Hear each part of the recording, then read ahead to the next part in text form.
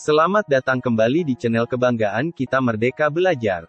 Pembahasan kita kali ini masih terkait implementasi kurikulum Merdeka, lebih khusus pada struktur kurikulum. Baik, kita mulai. Yang pertama adalah struktur kurikulum pada pendidikan anak usia dini, PAUD. Struktur kurikulum pada PAUD, terdiri atas pertama, kegiatan pembelajaran intrakurikuler. Kegiatan pembelajaran intrakurikuler dirancang agar anak dapat mencapai kemampuan yang tertuang di dalam capaian pembelajaran. Intisari kegiatan pembelajaran intrakurikuler adalah bermain bermakna sebagai perwujudan, merdeka belajar, merdeka bermain. Kegiatan yang dipilih harus memberikan pengalaman yang menyenangkan dan bermakna bagi anak. Kegiatan perlu didukung oleh penggunaan sumber-sumber belajar yang nyata dan ada di lingkungan sekitar anak.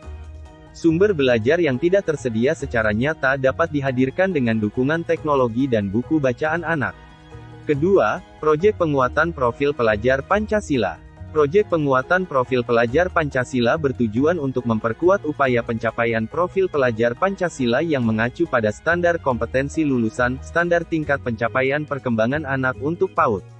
Penguatan profil pelajar Pancasila di PAUD dilakukan dalam konteks perayaan tradisi lokal, hari besar nasional, dan internasional. Pelaksanaan proyek penguatan profil pelajar Pancasila menggunakan alokasi waktu kegiatan di PAUD. Alokasi waktu pembelajaran di PAUD usia 4-6 tahun paling sedikit 900 menit per minggu. Alokasi waktu di PAUD usia 3-4 tahun paling sedikit 360 menit per minggu. Selanjutnya, struktur kurikulum pada pendidikan dasar dan menengah. Struktur kurikulum pada pendidikan dasar dan pendidikan menengah dibagi menjadi dua kegiatan utama, yaitu, 1. Pembelajaran intrakurikuler, dan 2. Proyek penguatan profil pelajar Pancasila.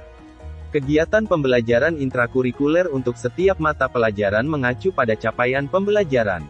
Kegiatan proyek penguatan profil pelajar Pancasila ditujukan untuk memperkuat upaya pencapaian profil pelajar Pancasila yang mengacu pada standar kompetensi lulusan. Pemerintah mengatur beban belajar untuk setiap muatan atau mata pelajaran dalam jam pelajaran per tahun. Satuan pendidikan mengatur alokasi waktu setiap minggunya secara fleksibel dalam 1 tahun ajaran. Satuan pendidikan menambahkan muatan lokal yang ditetapkan oleh pemerintah daerah sesuai dengan karakteristik daerah. Satuan pendidikan dapat menambahkan muatan tambahan sesuai karakteristik satuan pendidikan secara fleksibel, melalui 3 pilihan sebagai berikut. Pertama, mengintegrasikan ke dalam mata pelajaran lain. Kedua, mengintegrasikan ke dalam tema proyek penguatan profil pelajar Pancasila. Dan atau ketiga, mengembangkan mata pelajaran yang berdiri sendiri. Baik, kita mulai dari struktur kurikulum SDMI. Struktur kurikulum SDMI dibagi menjadi 3 fase, fase A untuk kelas 1 dan kelas 2, fase B untuk kelas 3 dan kelas 4, dan fase C untuk kelas 5 dan kelas 6. SDMI dapat mengorganisasikan muatan pembelajaran menggunakan pendekatan mata pelajaran atau tematik. Proporsi beban belajar di SDMI terbagi menjadi 2, yaitu, pertama, pembelajaran intrakurikuler, dan kedua, proyek penguatan profil pelajar Pancasila yang dialokasikan sekitar 20% beban belajar per tahun.